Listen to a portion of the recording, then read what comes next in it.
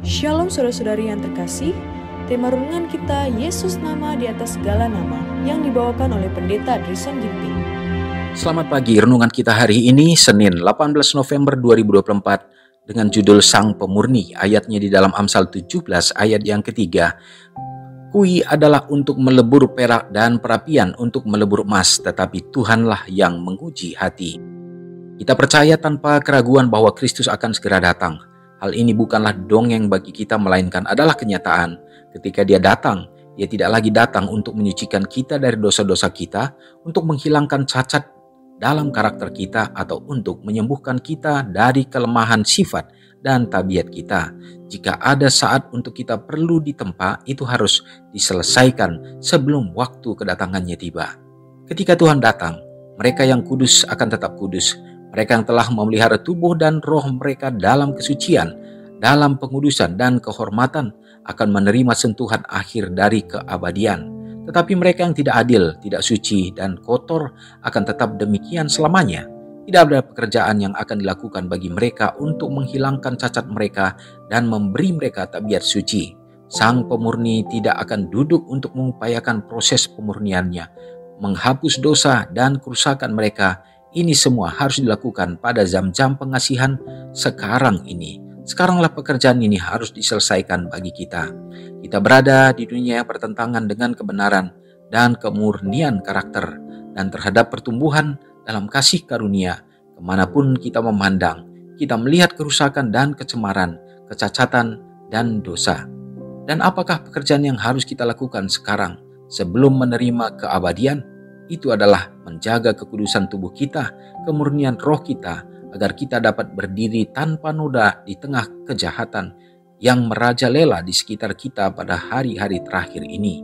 Atau tidak tahukah kamu bahwa tubuhmu adalah bait Roh Kudus yang diam di dalam kamu, Roh Kudus yang kamu peroleh dari Allah, dan bahwa kamu bukan milik kamu sendiri, sebab kamu telah dibeli dan harganya telah lunas dibayar. Karena itu, muliakanlah Allah dengan tubuhmu. 1 Korintus 6 ayat 19 dan 20. Kita bukanlah milik kita sendiri. Kita telah dibeli dengan harga yang mahal, bahkan dengan penderitaan dan kematian anak Allah. Jika kita dapat memahami hal ini dan menyadari sepenuhnya, kita akan merasakan tanggung jawab besar yang dipercayakan kepada kita untuk menjaga diri kita dalam keadaan kesehatan yang terbaik, agar kita dapat memberikan pelayanan yang sempurna kepada Tuhan.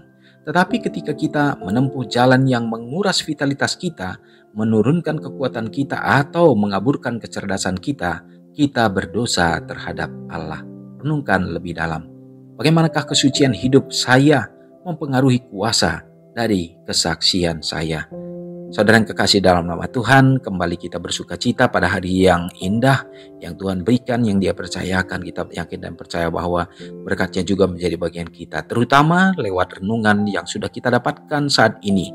Bagaimana kita sementara berada di dalam tahap pemurnian. Pada saat kita menerima Yesus sebagai juru selamat pribadi kita, kita dibenarkan, kita diangkat untuk dapat mengenal, mengetahui mana yang baik, mana yang benar. Dan pada saat kita hendak melakukan kebenaran juga, kita tidak memiliki kemampuan apa-apa, hanya oleh karena kasih karunia Tuhan saja. Dan pada saat itu kita memohon kuasa Roh Kudus yang akan menuntun kita.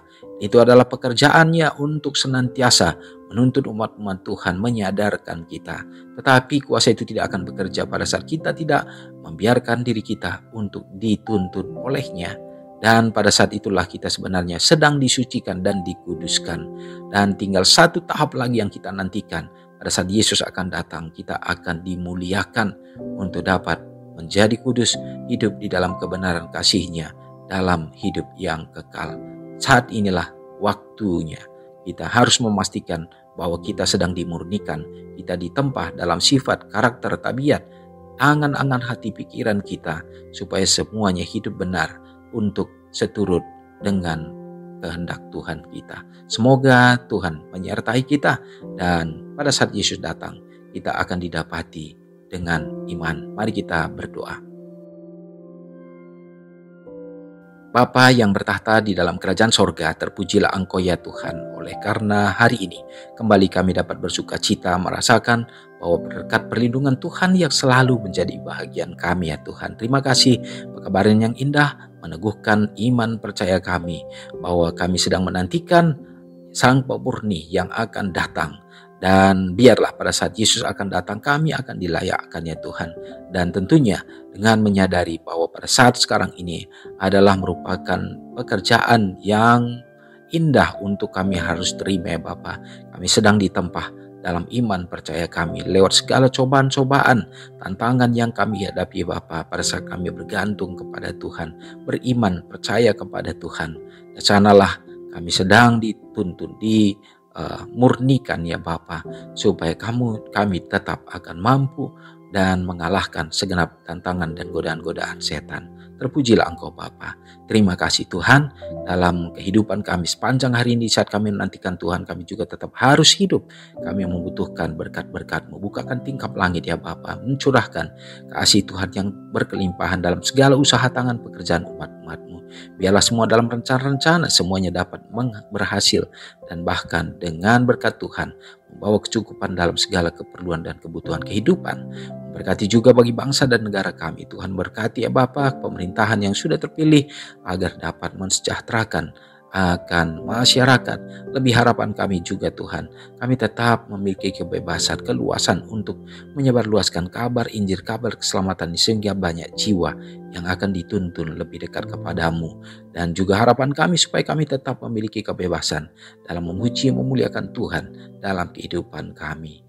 Umat-umat Tuhan yang sakit, yang lemah iman, Tuhan teguhkan dan kuatkan, dan juga ya Bapa pemulihan kesembuhan menjadi bahagian mereka. Tak lupa orang-orang muda ya Bapa, di era teknologi dan kecanggihan, kemajuan akan segala ilmu pengetahuan sekarang ini dapat mengalihkan mereka. Setan juga dapat gunakan semua itu Bapa untuk mereka akan semakin jauh daripada Tuhan, melupakan bagaimana semestinya mereka harus ada tetap dalam Engkau. Dan bahkan kami senantiasa terkadang dituntun untuk hidup dalam kesibukan dunia. Ya Bapa, Tuhan yang akan tetap teguhkan, kuatkan iman kami. Jadikan orang-orang muda menjadi tiang-tiang bagi gereja Tuhan ya Bapa. Terima kasih Tuhan, bila mana umat-umat-Mu yang bersuka cita pada hari ini dalam merayakan hari ulang tahun mereka, Tuhan berkatilah mereka. Ampuni dosa kami Tuhan, mengampuni atas dosa pelanggaran kami, karena doa ini hamba serahkan hanya dalam nama Yesus yang sudah menjadi juru selamat kami. Amin. Selamat pagi, selamat beraktivitas, Tuhan Yesus memberkati. Ingatlah Matius 5 ayat 13-16. Biarlah kamu menjadi garam yang mengasinkan dan terang yang menyinari kehidupan orang lain. Jangan lupa subscribe, like, dan share ke seluruh dunia.